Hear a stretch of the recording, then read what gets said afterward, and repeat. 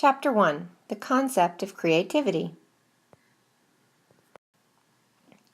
Some of the Chapter 1 highlights are the two different kinds of creativity that we discussed actually in the discussion board. One we know is capital C creativity, and the other is small c creativity. Capital C creativity refers to something totally new that is then validated by society. Some of you used the example of the light bulb or the vacuum cleaner when we were talking about it on the discussion board. Those are really good examples. A light bulb is something that was not, invented before, and once it was invented, everyone in society jumped on and said, yes, this is a fantastic idea, let's make more of these. In terms of small c creativity, this is something where a child typically, or even a person, an adult, but one creates something that is exclusively just new to them.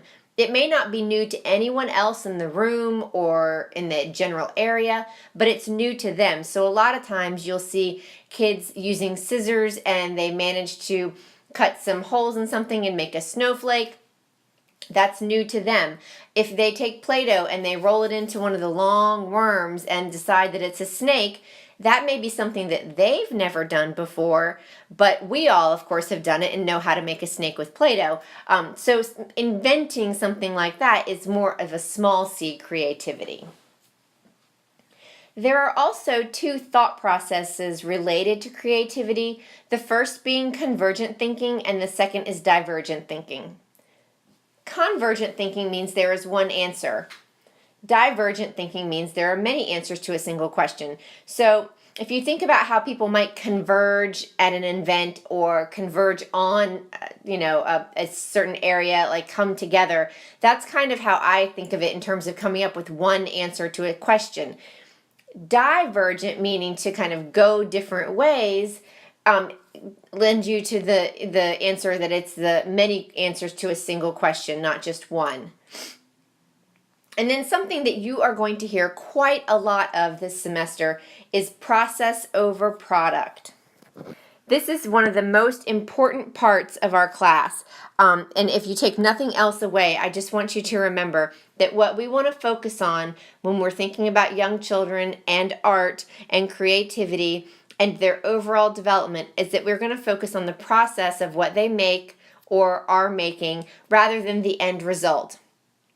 If you have a group of students and perhaps they're working on making school buses because it's the beginning of the school year and you're talking about transportation, and their bus comes out looking nothing like a school bus, it's not yellow, it doesn't have black tires or blue windows, this is okay. It doesn't have to look exactly the way you want it to. What we're going to focus on is the important parts of what's happening while they're creating that. Sometimes there are varying qualities of creativity that some folks find to be likable in young children, and some folks will find other qualities to be unlikable. Typically, we will think that the likable qualities of a child or someone with a lot of creativity is that they are very determined, curious, intuitive, they might be risk takers, and they might have a really great sense of humor. Some of the unlikable qualities might be that they're stubborn, that they have fault-finding tendencies, and they may seem a little hoity-toity or just have overall discontent and just appear kind of unhappy and not settled with either the classroom or their friends or just with life in general. You never know. It just depends on the teacher which qualities you're going to find to be likable or unlikable. It's not saying that you have to like the ones that they say are likable or not like the ones that are unlikable. Really, that's up to you, and hopefully we would just embrace everybody's, different ways that they approach things without really judging or anything. Creativity is important to a lot of different areas. Obviously, it's important to civilization because without creativity, we wouldn't have all the things that we have today. I mean, think about just 10 or 15 years ago, no one had iPhones, no one had an iPad or even a smartphone. Cell phones were still just a way to call someone if you needed something and you were in trouble. But today, after all the technology that's come about and all the inventions that have come about, we live and die by our cell phones, really, and people use them to communicate non-stop kind of streaming communication all the time. So they have had a huge impact. So obviously, creative people and creativity in general are very important to civilization. Creativity is important to teachers because it allows teachers to be creative in the classroom. So when they are creative in the classroom, you get more variety in the programs that are offered. There are fewer behavior problems typically because kids will show more unique skills and have more of a sense of freedom to be who they want to be. When they do this, for teachers, they rely less on standardized curriculums. If a teacher knows the material that they need to teach, or the milestones, or the levels of learning, but they can do it in a creative way, they're going to have children who are thriving in that classroom better. They're going to depend less on standard curriculums, which probably means they're going to be more flexible and more confident in their teaching. When that happens, you're going to have a better result with your students in your classroom. For children, creativity can lead to better self-esteem, better problem-solving skills. Kids kind of learn to have a sense of joy in being different from everyone else. And they have better overall thinking skills when they're given the opportunity to be creative. And obviously, to the future, the possibilities are endless. I could not, as a child or even a teenager, have imagined a world with things like iPads and iPhones and the computers and the way we're all connected and FaceTiming and Skype. It was just something that never, ever would have occurred to me. So creativity and fostering that and embracing creativity and teaching kids to think outside the box is really, really important, not just in the classroom, not just in their development, but really to the whole world. When we help children express creativity, there are a few things we're going to touch on. We want to make sure we're emphasizing process, not product. You want to focus on observing the child and the process of the project. This is so, so important, like I told you before. Don't judge all the skills solely from what the product is. You can't assume by looking at an end result the process that happened. You really need to have a very good eye and observation skills to watch a child work through an art project or an activity and to be able to pull out, they have these skills, even though it may not appear like it in the end, this is what I was able to see them doing while they were creating something. You want to help children accept change. Creativity can do that. Some kids are really resistant to change, and so something that you can do is to, show them how to use one thing in many different ways. Teach them some cooking activities. Let them see a bunch of different ingredients come together to create one thing. Let them figure out that Play-Doh, 2 different colors of Play-Doh will make a new color, or 2 different colors of paint might create a new color. Setting kids up to have these kinds of experiences will teach them and help them to become more flexible, and will even spawn some creativity down the road. When we think about problem solving, you might not automatically think about creativity, but when children are allowed to be creative, their brains really start to explode and new thought processes will come about. It may not be that they will then take that over and suddenly have all these fantastic problem solving skills. Those are things that still need to be taught, but you can do it in a creative way so that their creativity can then jump from there. Kids don't naturally know how to problem solve. That's something that adults need to really help them with.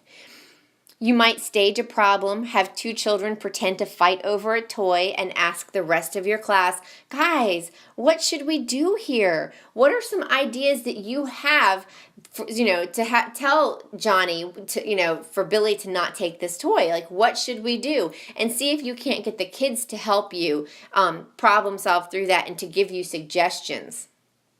You can pretend that you're at a loss, like, I don't know what to do. I think I would just yank the toy back and hit him over the head, and then see if you can't get your children to say, no, we don't want to do that. You could call a teacher. You could say, it's mine. You could hold your hand up or things like that. But you want to kind of have a script prepared to ultimately teach them as they're working through this and you're pulling their ideas as well. You kind of need to have a really good idea of this is how I want students to handle themselves when there's a problem, so that you can also at the same time while they're being creative kind of help guide them into the answers and the setting that you want. Also, when it comes to helping children express creativity, you want to consider helping children to accept their own personal feelings. You don't want them to feel guilty or ashamed about anything that they may have, or ideas that they may have, or situations that they might be in. Helping to accept their personal feelings will lend itself, believe it or not, into being more creative. You want to create a non-threatening environment where all ideas are welcomed. It's important to reward creativity. By doing so, you can do this with genuine praise. Some examples of that might be, instead, when a child brings you a painting, instead of saying, "Oh my gosh, that's awesome," you could say something along the lines of, "Look at all the colors that you used. It looks like a rainbow happened on your paper. You must have worked really hard on this. It looks like you put forth a lot of effort." Being very specific when you reward their creativity is really important, so that they don't kind of start to see through really generic praise like "that's beautiful, that's great, that's awesome." If they hear you saying the same things to every child in the classroom, they're going to start feeling like their work isn't really worth what you're saying it's worth. You want to encourage perseverance. This is important because children need to learn how to have some stick-to-itiveness. You want to allow a child to remain at a station even when time is up. If they are right there working and they're really in the middle of something, it's really not a great idea to say, "Okay, this is it, you're done with this, time to move on to something else." It's important as a teacher to be flexible and to understand that sometimes there's a lot of really good development and creativity and brainstorming that's happening in that moment. And if you can let that child stay at that center and continue to work, it's really a good thing for them to have, and that attention span that they're using, and to be able to just keep persevering on something. And then obviously you want to help children feel good about the work that they do and have joy with it. This is something that you want everyone to feel happy about the job that they do and not feel sad or as though it's not good enough. Sometimes teachers don't realize when they put off that kind of vibe, but it's really important for all children to feel really good about themselves and about the work that they put out. This is a brainstorming activity for some of my classes when we actually meet in class, but you guys can certainly do this at home as well. When we look at this green bus, you can actually think about some different questions that will lead to convergent thinking and divergent thinking.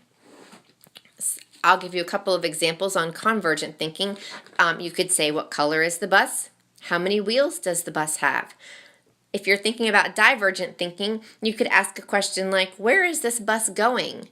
What are the people on the bus going to do? Things like that will lead to divergent thinking. Chapter 2, Promoting Creativity. When we think about creativity, we think about how to use the curriculum to promote creativity. So if you think about the curriculum as an outline of knowledge and skills, you can think of the curriculum as telling us what to teach, but it doesn't give you the recipe for how to teach it. So it might list all the ingredients, but it's up to you to come up with the recipe or the combination of skills and activities that you're going to use to teach the curriculum. You can go through on this page out of your textbook, or you can jot down the notes as I'm saying them if you've printed off the PowerPoints. But teachers should want to see children learning and having exploration and play as part of their learning. Learning should be modified for each child. It should be developmentally appropriate curriculum. Children's interests should be reflected in the materials and activities. You can only do this if you know your students really well and you know what their interests are. You want to have a variety of materials, and teachers need to consider all learning styles and the multiple intelligences, and we'll talk a little bit later in the semester about multiple intelligences. When we think about promoting creativity through play and exploration, you might think of a child at a computer. Skill acquisition through exploration would be the first stage. You might see a child trying to figure out, what is this? What does it do? They might bang the keyboard or pull on the mouse. As they get a little older, you have knowledge acquisition through exploration. So maybe they've learned basic skills with the keys and mouse clicks. They might know that if they press the space bar, something will happen. They might know that if they click the mouse on the page or wiggle the mouse, that something else will happen. These things, these initial skills, will then allow them to kind of further explore the computer and what it does.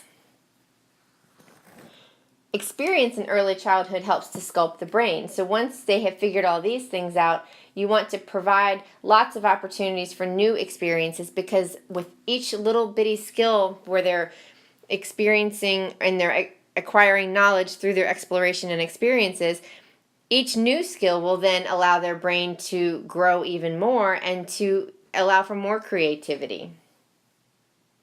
There's an ancient Chinese proverb that I've actually like quite a lot and use all the time. Tell me and I forget, show me and I remember, let me do and I understand. Children must have the opportunity to hear it, to see it, but also to do it. It's so important for them to be able to transfer that knowledge that you're trying to impart on them and to do something with it. They have to be able to actually physically hear it, see it, and do it with their hands. Differentiated instruction. This starts on page 23 in your textbook. Differentiated instruction is a way of thinking about teaching and learning in a different philosophy maybe than some folks might think. Some people feel like a group of 4-year-olds all need to learn the exact same things at the exact same time. When we think about differentiating our instruction, we take into account the different readiness levels that are going to vary among the same age of kids. Children, all 4-year-olds are not created equal. A child who's had lots of experiences, who has traveled with his or her family, who have gone to museums, been read to every day, every night, are going to have a different skill set than a child perhaps whose parents have not been able to afford those same kinds of things, parents who only let their children watch TV and don't read to them. It's the way that it is. Some children have lots of opportunities for playing in sand and Play-Doh and using crayons and markers and paints at home, whereas other parents do not buy those types of things and rely on the schools to allow children to do those types of things because it's less messy and it's less expensive for the schools to do it. So you just have to understand that kids are going to come at you, and granted you may be teaching a group of 3-year-olds or 4-year-olds, but you're going to have a whole wide range of what's typical. Kids have an individual learning pace. This is supported by the teacher and the environment, and that doesn't mean that you have a free-for-all approach and that kids just get to do whatever they want and use the materials however they want, but you just need to understand that children will come at you with different levels, and it's your job as a teacher to hone in, understand where they are, and devise activities that all of the children can participate in at varying levels. You want to have natural learning opportunities. This would be described as making a connection between the curriculum and then what life experiences or interests the children have. Natural learning opportunities or teachable moments are really important because you want to get to know your kids and talk to them, and when they bring in new information or something that they're interested in, you can branch off of that and start talking about different dinosaurs or trains, and you can incorporate colors and shapes and counting into any kind of topic. It doesn't have to strictly be we're going to talk about shapes, and then you just hold up pictures of squares, circles, and triangles. You can find out what they're interested in and then incorporate all those basic skills into that theme, kind of. The classroom as a community is a really important thing, setting up a community so that all the children feel as though they belong and are valuable members of the community. Teachers can maximize each child's capacity by meeting children where they are and helping them progress from there. And that's really the biggest thing that you can do, is to meet children right where they are and then set goals that are just above their skill level, and so that they're constantly achieving new things. Looking over at page 25, this stylus does not work very well. We're going to talk about promoting creativity through positive acceptance. When adults are working with young children, it's very important to show them that you value their curiosity and exploration and original behavior. Allow them to have individual learning paces. Give time for kids to finish a project at their own pace. Keep the environment relaxed. Encourage guessing. And remember, failure isn't a bad thing, like we talked about a little while ago. Guessing and failure are not things that are wrong. If you guess incorrectly, it's okay. You can always guess again. Creative questioning can be a great way to get kids thinking in different ways.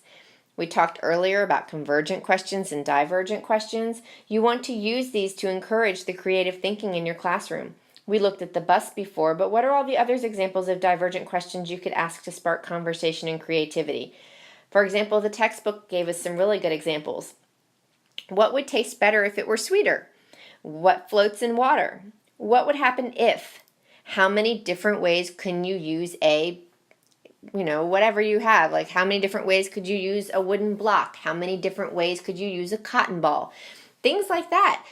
They're great ways to get kids kind of thinking and using their brain and stretching just beyond what is typical. Okay, so if you say, what would taste better if it were sweeter, you might get all kinds of crazy answers. And that's what is fun for children, especially in a group. Somebody will say something silly like, what would taste better if it were sweeter? And somebody might say a pickle, and then that will spawn one child to giggle and laugh. Or somebody might say a hot dog, and then, someone else might say, but what about a cat? I mean, kids can get very silly and very creative in just a split second. So some of the creative questions will really spawn and lead to a lot more creativity. I've gotten this question quite a lot. Well, it's great to do all this creativity and kids have fun, but how do you get them to get started? Because sometimes you'll get those children that will sit down and you'll say, okay guys, we're going to work on a creative picture today. You can draw whatever you want. And they might sit down at the table and put their hands down and say, I don't know. I'm stuck. I can't do it. I don't know what to draw.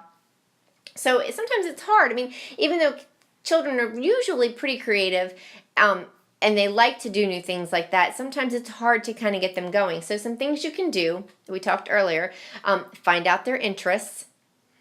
What are their physical needs? If a child is hungry or tired, or if they need to go to the bathroom, those things will take over the ability to be creative and spontaneous with their work. So they really can kind of hinder creativity. So make sure that their physical needs are met as well. Obviously, if they're tired, there's not a whole lot you might be able to do about that. Or if it's not time to eat and they're in a center or something, then they may have to wait. But you definitely want to make sure, if that's a trend, if a child's coming in tired and hungry, that you talk to their parents and say, gosh, he's having a really hard time with some of our creative time and time, where kids are playing in the classroom because he's so tired because from not sleeping, or he's not eating enough breakfast. So there are things that you can address even though you might not be able to instantaneously fix it at that moment. Sometimes allowing children to work with friends, can be a really good thing in terms of spawning creativity. They can feed off of each other. You might want to challenge them with I bet you can't draw a picture of your whole family by the time we go to lunch. And then you want to vary content and style of the activities. Keep it fresh. Kids will get bored if the activities are constantly so predictable. Let kids set goals for themselves to help keep track of their progress. If they have an art journal or a portfolio, they might be able to set some goals for themselves in terms of writing stories or drawing pictures, so that they are then having a little more ownership over their own growth and development. And then this is a little, just a little brainstorming thing. And I'm sorry, it appears this slide did not transfer very well onto the app that I'm using to add my voice. But this paragraph says, Jessie is standing at the back fence of the playground watching the clouds move swiftly across the sky. The grass wave in the wind and the pine trees sway from side to side. When her teacher comes out, Jessie says, look at the clouds, look at the grass wiggling, look at the yellow flowers shaking all over. The teacher replies, if you're going to stand out here in the cold, you need to put on your sweater. So the questions are, what does this scene reveal about ways to encourage or discourage creativity in young children? And the bottom question that you can't see the whole thing of says, how would you, as a teacher, have responded to Jessie to build on her wonder and excitement about the world? Take a few minutes and just jot down your answers either on a blank piece of paper or on the slides if you've printed them off. And we might bring this up actually in the discussion board later on. Chapter 3, the concept of aesthetics. What are aesthetics? These are an appreciation for beauty, and it's a feeling of wonder, a sensibility that uses the imagination as well as the five senses. That's the definition that the textbooks give us. Some of the benefits to being aesthetically sensitive are that children then learn taste and preference, and this even can start at birth. This is the way babies interact with their world. They taste everything, they see, they use all their senses first. So this is a very important thing to continue to encourage as time goes on. I've left this slide blank so that you can jot down some of the things I'm talking about, and also you can look in your textbook and take notes there as well. Some other benefits of aesthetic sensitivity are that it encourages the creative process. When you can look around and appreciate your surroundings, it affects the way that you're then creative. People who kind of go blindly through the world and don't really take the time to, look at the leaves when they're changing colors, for example, or appreciate a sunset, looking at the mountains and the colors and the different hues and the darkness of the mountains against the sunset. I mean, there are a lot of ways that we can interact with our environment and be aesthetically sensitive, and some people just don't have that. So it's important to kind of point that out to children and have them notice these things as well. You can develop sensitivity to problems. Kids with aesthetic sensitivity are generally more insightful and better able to deal with problems or perceive a problem that might be coming. So that's another reason to encourage it. Kids can learn to be curious and to be surprised by what they find when they're aesthetically sensitive. And they learn independence and tolerance. Being aesthetically sensitive allows them to kind of see the world through their own independent ways, and then they see the changes and the different things that are happening around them, whether it's with people or art or relationships, and they're then hopefully a little more tolerant. When we think about aesthetics and the quality of learning, aesthetics kind of joins thinking and feeling. It's a way to connect to what surrounds us. Aesthetics enhance learning, and we want to know how, and some of the ways are from sensory awareness, an appreciation for artistic elements, color, hue, space, balance, composition. It focuses on variations and contrasts of things. And so when you have art in your classroom, and I really encourage everyone to not only put up like teddy bear art or, SpongeBob art or Mickey Mouse art, but to put up actual legitimate art pieces that you can get printed that are not very much money, and then use really descriptive language when you're talking about the art that you have in your classroom or illustrations even that the children make. The more descriptive you are in terms of how you're describing something gives the children more vocabulary, and they can then take that and use it to apply it to other parts of life. Chapter 4, promoting aesthetic experiences. So children, when we think about looking and seeing, can look in many different ways. When you provide real art for them to look at, this helps. Children can touch, pat, poke, or even taste. When they are stimulated, they're looking for things that they want to see and want to feel and to hear. So when you have real art in terms of music, real art materials, you can use real art on the walls or just pictures on the computer to talk about. You really bring all of these things together so that they are looking at different things that they don't see typically at home. What you want to ask yourself when you provide these real art things is, can they touch and manipulate all the items? Can they taste the items? Is it an interesting activity? And is it well paced? When you look at questions like that, if you can say yes to those, and maybe even, elaborate on that, then you know you're doing a good job. There are 3 basic types of sensing, feeling, and imagining. Contact with the world outside the person, seeing, hearing, smelling, tasting, and touching. There's what people feel within themselves. It's like what happens under your skin. Are you sore? Are you itchy, emotional, hot, cold? Those are other ways that you sense and feel. And then there's fantasy, your dreams, your memories, images, guesses. You have to ask yourself daily, have the kids done something today in my classroom that has helped them use their imagination in either the past, present, or future? Did they do something that made them feel good about themselves? Those are really important questions to ask when you're planning for activities and at the end of the day after all the kids go home. There are a lot of really great places to get resources for finding and organizing your aesthetic materials that kids can then be creative with. The junk that they might have around their house is one way. The hardware store. And then there are things that kids can bring in from home. So those are the 3 different ways that kids can help, or you can provide materials for them to use in the classroom. Junk, like your recyclables, things that they can bring in. The hardware store, and things brought from home.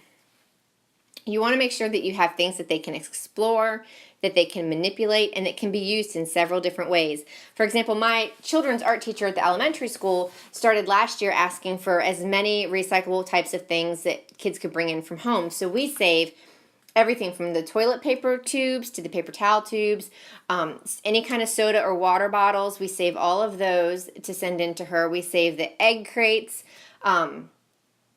and just kind of any other kind of random like plastic container, box, something that, someone could use to make into something else. We put all of those into a cloth bag and the kids take them in, and she loves that because it gives her children, the students there, so many options of materials when they go to start, making things that are just kind of really creative and on their own. When we think about the aesthetic use of materials, we always, once again, want to focus on process over product. You want to look for opportunities to find materials. Allow the children to go on a nature walk and find materials to use. Hunt through some of the recycling bins at the school and see if there's things in there. Let them find things at home and bring in, like I was telling you about my kid's art teacher. Lots of ways to find materials. You want to provide opportunities to experiment with the materials, and you can say things like, what could you say with these materials? What do you feel when you look at these materials? What kinds of thoughts come to your mind? What do you think about? And then depending on how old the students are that you're working with, you want to limit the number of materials so that you're not overwhelming the children with so much stuff that they then just have no clue where to start. So look at the age range of the children, think about what's appropriate, what they've demonstrated in the past, and what you feel like they're capable of having in terms of a selection of things to use. So when they're using the materials, you want to ask questions. Avoid ready-made models. In the textbook, they go over why this is important. And the reason is you don't want children to automatically assume, I don't know how to make a bus or a house or a tree or the sun, so I better have someone show me how to do it. If you present a ready-made model for them and show them exactly what theirs is supposed to look like, you have now eliminated the option for them to be creative. You want to allow kids to select their own materials, encourage hunting for the materials, searching for just the right thing to go onto a spot where they're looking to put something, and then encourage them to use many of their senses. Encourage and use basic art concepts like lines, rhythm, the contrast between the colors that you're using, the textures. If you have repeated shapes and textures, that's rhythm of a piece. So if they have circle, triangle, that they are creating out of rocks or something on, a toilet paper tube, then they've got rhythm going on in their art piece that they're creating. When we talk about lines, you can ask them, are you going to create hard lines or very soft, wavy lines? So things like that. They may not hear that in their regular day-to-day life, so if you provide that type of conversation, they'll remember it and be able to apply it to other things. And then finally, in chapter 4, there are a lot of places, and this is typically for older kids, this last slide, but there are different types of virtual art museums. They are extensions of the brick and mortar museums. There's a Metropolitan Museum online. There's a virtual Diego Rivera Web Museum online. So for the older children, you can actually give them internet assignments, encourage them to explore some of the different art pieces that they can actually look at online without having to go and visit a museum on the other side of the country. They can gather information and do some critical thinking about what it is that they're seeing and answer questions that you might provide. Again, that really is for older children, but still it's something that the textbook touched on, so I wanted to make sure we covered it just a little bit. That's the end of chapters 1 to 4. That's kind of the beginning of the book. It's a little dry. The material is not as exciting as it's going to get as we delve into the book. From here on out, the chapters talk a lot about the classroom and the materials and setting up the classroom and developmentally appropriate teaching strategies. And so the topics hopefully will be a little more interesting if you found these to be a little dry in the beginning. I will continue to try and post the videos with a voiceover to go along with the PowerPoint slides. I've had students tell me in the past it's quite helpful to have me kind of talk through some of the slides and the chapters. So if this is something that works well for you, I will continue to do this as best I can. Like I said, we just got new internet equipment, so I'm hoping that all these things will load and the process will go a lot faster. Thanks for listening, and I'll catch up with you guys later on.